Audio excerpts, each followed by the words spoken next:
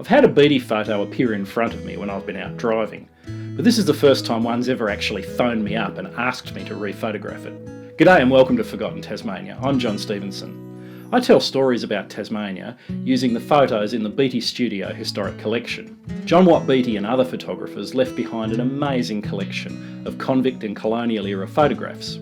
Okay, so it wasn't the actual glass plate photo that called me, it was Jim Plaisted from Knight Frank. He's auctioning the historic property Beaumaris in Battery Point, and he wanted a historic photo. As we saw in the last episode, the property dates back to 1894, which was right in Mr Beattie's heyday. And we have a negative of Beaumaris. It's numbered 2474. Ours is from a print which was in an oval frame, so we're missing the corners, but a little Photoshop will fix that. I hadn't been able to identify this photo before. A helpful member of our audience gave me the title, and I assumed the property was all torn down years ago. I didn't think much of it, to be honest. I knew the zoo moved to the domain, but I was really shocked to find out that the Battery Point house is still standing and in excellent condition. I worked it out. I'm 56 and I drive the Sandy Bay Road at least twice every working day. That's over 2,500 times I've driven past and never seen this house. It's hidden from Sandy Bay Road by the units in front.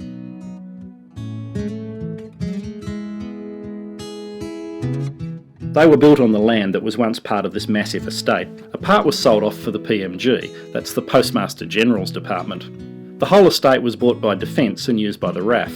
And then they built units at the front in what was the zoo grounds. But the house and garden remained, and it's currently a private home. Recreating our original photo will be impossible, even with a drone. We're just never going to see a house through rows of units. I was fortunate enough to be invited on the photo shoot for the real estate guide. With a property of this size, Knight Frank will do a full booklet with photos, history, and then there'll be dozens of photos on the website, and probably some drone footage too.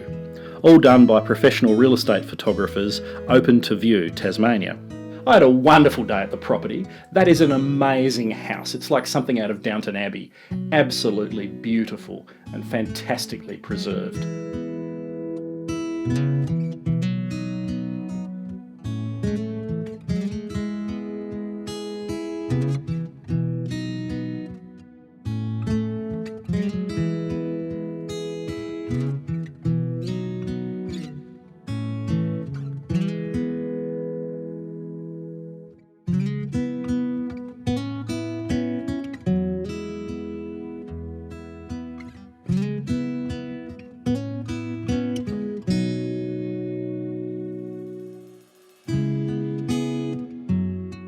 Afterwards I asked the drone operator if he'd get me a shot that had the front of the house and St George's Church on the left.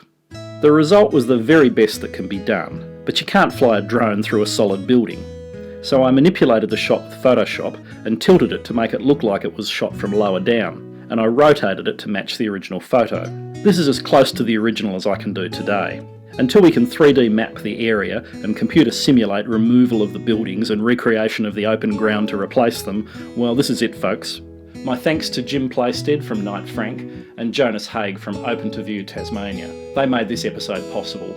I hope you enjoyed this episode. I had an absolute ball making it, as you can probably tell. I'm a bit excited. Don't forget to subscribe if you haven't already. Hit me up in the comments, hit the like button, and I'll catch you in the next episode. Cheers.